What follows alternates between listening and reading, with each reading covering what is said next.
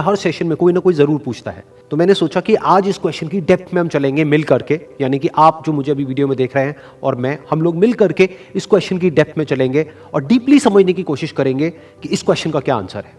वो क्वेश्चन है कि हमेशा मोटिवेटेड कैसे रहे। तो इससे पहले कि इस क्वेश्चन की हम डेप्थ में चले, मैं आपको बताना चाहूंगा एक ऐसी स्टडी के बारे में जो बहुत ही इंटरेस्टिंग है।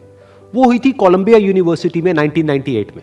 एक प्रोफेसर ने स्टडी को किया जिसमें कि बहुत सारे बच्चे थे जो कि सारे 5th स्टैंडर्ड के थे और उनको पजल्स थी बहुत तरह तरह की सॉल्व करने के लिए। उसमें से कुछ पजल्स बहुत ही मुश्किल थी, कुछ बहुत ही आसान थी। उसके बाद में जब उन बच्चों ने उन पजल्स को सॉल्व किया तो उसके बाद में सभी बच्चों को एक ही बात कही गई कि आपने बहुत अच्छा किया। बस यहां पर एक छोटा सा फर्क था। आधे बच्चों को उन्होंने कहा कि आपने इतना एक्स्ट्राऑर्डिनरी इसलिए परफॉर्म किया क्योंकि आप बहुत ही ज्यादा इंटेलिजेंट हो, और बाकी के जो आधे बच्चे थे उनको कहा गया कि आपने जो इतना एक्स्ट्राऑर्डिनरी परफॉर्म किया उसकी वजह थी आपका हार्ड वर्क। फिर उसके बाद में दोबारा से इन सब बच्चों को कुछ पजल्स दी गई सॉल्व करने के लिए, जिसमें से कुछ बहुत ही आसान थी और कुछ बहुत ही मुश्किल थी। अब यहां पर कुछ बहुत इंटरेस्टिंग निकल करके आया जो किसी ने एक्सपेक्ट भी नहीं किया था।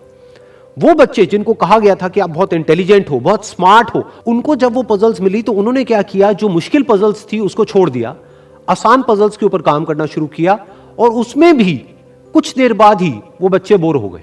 दूसरी तरफ से वो बच्चे जिनको कहा गया था कि आपने इतना एक्स्ट्राऑर्डिनरी परफॉर्म इसलिए किया क्योंकि आपने हार्डवर्क किया, उन्होंने सिर्फ आसान पजल्स को अटेम्प्ट नहीं किया बल्कि मुश्किल से मुश्किल पजल्स को भी अटेम्प्ट किया और सॉल्व किया। फिर उसके बाद में जब ये पूरी स्टडी कंप्लीट हुई तो उन बच्चों से पूछा गया कि किसको ज्यादा मजा आया इसको करने में।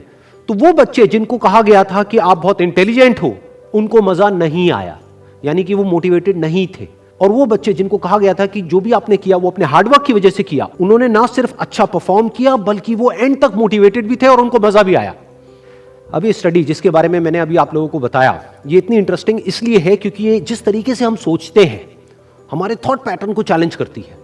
हम क्या सोचते हैं कि अगर हम पेरेंट्स हैं या हम टीचर्स हैं और अपने बच्चों को हम बोलेंगे कि आप बहुत इंटेलिजेंट हो, आप बहुत स्मार्ट हो, तो वो अच्छा परफॉर्म करेंगे। लेकिन इस स्टडी में एग्जैक्ट उसका ऑपोजिट निकल करके आया है।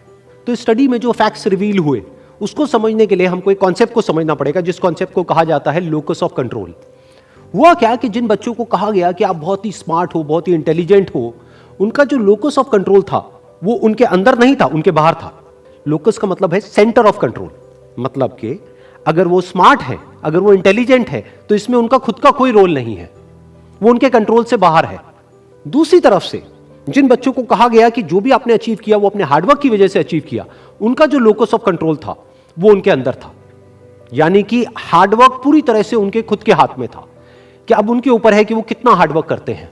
और ये सिर्फ इस स्टडी में निकल करके नहीं आया है, इस तरह की और भी बहुत सारी स्टडीज हुई हैं, बहुत सारी रिसर्चेस हुई हैं जहां पर एग्जैक्ट यही चीज निकल करके आई है कि अगर हम खुद को हमेशा मोटिवेटेड रखना चाहते हैं तो उसका सिर्फ एक तरीका है कि जो कंट्रोल है वो पूरी तरह से हमारे अपने हाथ में होना चाहिए। तो अब समझने की कोशिश करते हैं कि ऐसा क्या होता है कि जो कंट्रोल है वो हमारे हाथ से चला जाता है और ऐसा क्या होता है जब कंट्रोल हमारे हाथ में आ जाता है।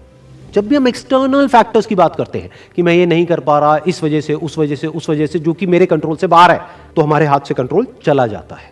लेकिन जब हम बात करते हैं कि हम एग्जैक्टली क्या कर सकते हैं, जब हम अपनी कैपेबिलिटीज के बारे में बात करते हैं, तब कंट्रोल पूरी तरह से हमारे हाथ में आ जाता है। जब हमारा फोकस उन रीजंस पे नहीं होता है जिनकी वजह से हम वो नहीं कर सकते जो हम करना चाहते हैं, बल्कि उस जगह पर होता है कि जिस वजह से हम वो कर सकते हैं जो हम करना चाहते हैं, तब हम अंदर से मोटिवेटेड होते हैं। फॉर एग्जाम्पल, आप जिस भी फील्ड में हो, उस फील्ड में कुछ लोग हैं जो टॉप पे बैठे हैं। आपके पास में दो ऑप्शन है। एक, आप बोल सकते हो कि वो लोग, उनके अंदर कुछ स्पेशल है, उनके अंदर कुछ एक्स्ट्राऑर्डिनरी है, उनके अंदर कोई ऐसा टैलेंट है जो आपके अंदर नहीं है, या फिर उनकी किस्मत है जिसकी वजह से वो वहां पर बैठे हैं, या फिर उनके पास में कुछ था, किसी का सपोर्ट था जिस वजह से वो वहां पर है। अगर इसमें से ऐसा आपने कुछ भी बोला तो आप फंस गए। अब आप मोटिवेटेड नहीं रह सकते उस काम को करने के लिए जो आप काम कर रहे हो, क्योंकि अब कंट्रोल आपके हाथ से बाहर है। क्योंकि अब अगर आपके पास में वो है ही नहीं जो उनके पास में है, तो अब आप वो कैसे बन सकते हो जो कि वो बन चुके हैं। लेकिन अगर आप ये बोलते हो कि जिस भी फील्ड में आप हो, उस फील्ड में जो भी टॉप पे बैठे हैं वो वहां पर है अपने हार्डवर्क की वजह से, अपने स्मार्ट वर्क की वजह से, या जो कुछ भी उन्होंने किया, जो कुछ भी उन्होंने सीखा उसकी वजह से, तो अगर वो कर सकते हैं तो मैं भी कर सकता हूं। उन्होंने भी मेरी ही तरह एक ना एक दिन कहीं ना कहीं से शुरुआत करी थी, जहां से कि आज मैं शुरुआत कर रहा हूं। तो मुझ में और उनमें अगर कोई फर्क है तो वो सिर्फ एक है, वो है टाइम का, कि आने वाले 10 साल बाद या 20 साल बाद मैं भी उन्हीं की जगह पर हो सकता हूं या उनसे भी आगे हो सकता हूं जहां पर आज वो है।